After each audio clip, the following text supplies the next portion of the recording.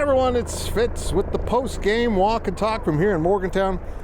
Kind of unpredictable win, the way it took place today here in this field. It was absolutely incredible how good K-State's offense was, and honestly how troubling in the first half, particularly K-State's defense was. Final score 48-31 as the Wildcats move to 8-3 on the season.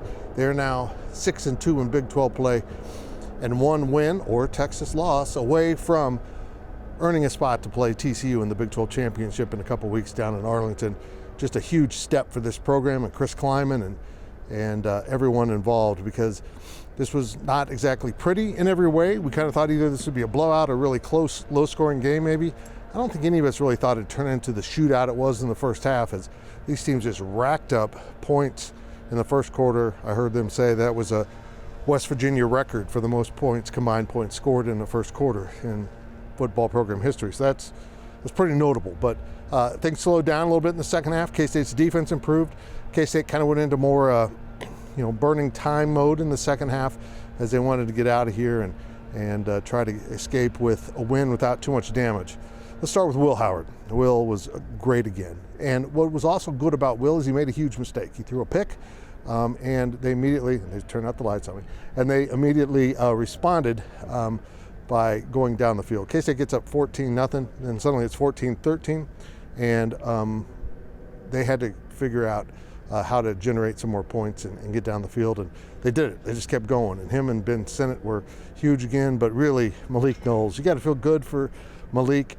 He was spectacular after the catch. He had 77 yak yards in this game, and including a long touchdown, which was mostly a run. So Malik kind of finally broke out. Deuce Vaughn with an early touchdown on a horribly defended play. As bad as the K-State defense was in the first half, and Coach Kleiman said it was mostly tackling issues. They really didn't tackle very well. The West Virginia defense was almost non-existent in that first half, with the exception of the interception of Will Howard. But Sincere Mason with a big pick six in that first half.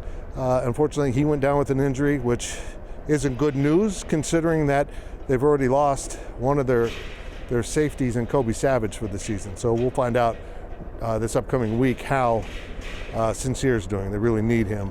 They got a little thin on the back end in this game, and it started to show a little bit. But K-State has taken care of business on the road in the Big 12. These Wildcats just went 4-1 in the conference on the road.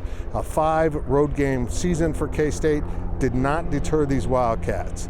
And it was incredible to watch. And of course, the one loss was to TCU after a great first half. They didn't play well in the second half.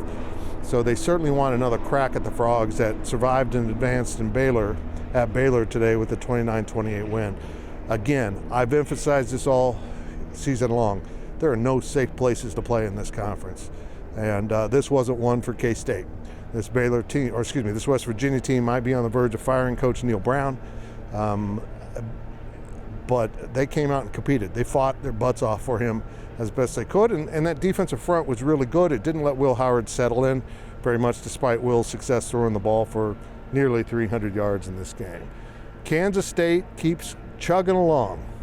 One more to go in the regular season in what might be the biggest sunflower showdown we have seen in many, many years, as Kansas will be coming off just a really disappointing performance against Texas, but they know that if Texas beats Baylor on Friday, they can disrupt everything good and wonderful about this season for Kansas State football by beating the Wildcats at Bill Snyder Family Stadium next week.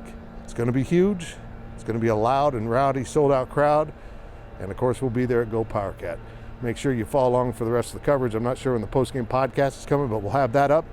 And the coverage will pile up here early in the week as we head into the Cayman Classic with basketball, and then Thanksgiving and everything that comes after that. It's the Cats and Jayhawks next week. But this week, right here in Morgantown, the Wildcats get the job done 48-31. I'm Fitz, and I will talk to you at GoPowercat really soon.